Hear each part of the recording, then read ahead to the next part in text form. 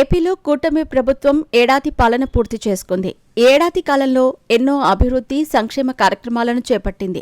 వీటిని వివరించేందుకు తాజాగా ఏడాది పాలన పూర్తయిన సందర్భంగా సుపరిపాలనకు తొలి అడుగు పేరుతో అమరావతిలో భారీ సభను కూడా ఏర్పాటు చేసింది.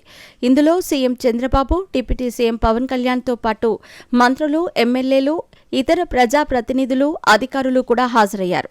అయితే ఈ సుపరిపాలనకు తొలి అడుగు సభలో ఎమ్మెల్యేల పట్ల వ్యవహరించిన తీరుపై డిప్యూటీ స్పీకర్ రఘురామకృష్ణంరాజు సంచలన ఆరోపణలు చేశారు.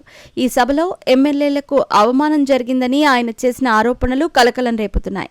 ఈ సభకు హాజరైన కలెక్టర్లు, ఎస్పీలు, ఎంపీలను ఓ టేబుల్ దగ్గర కూర్చోబెట్టి ఎమ్మెల్యేలను మాత్రం మరో టేబుల్ దగ్గర కార్పొరేషన్ డైరెక్టర్లతో కలిపి కూర్చోబెట్టారని రఘురామ వాపోయారు. దీనిపై ఎమ్మెల్యేలు తనకు ఫిర్యాదు చేసినట్టు డిప్యూటీ స్పీకర్ రఘురామ తెలిపారు. ఈ కార్యక్రమానికి స్పీకర్, డిప్యూటీ స్పీకర్ను ఆహ్వానించాల్సి ఉన్నా అలా జరగలేదన్నారు.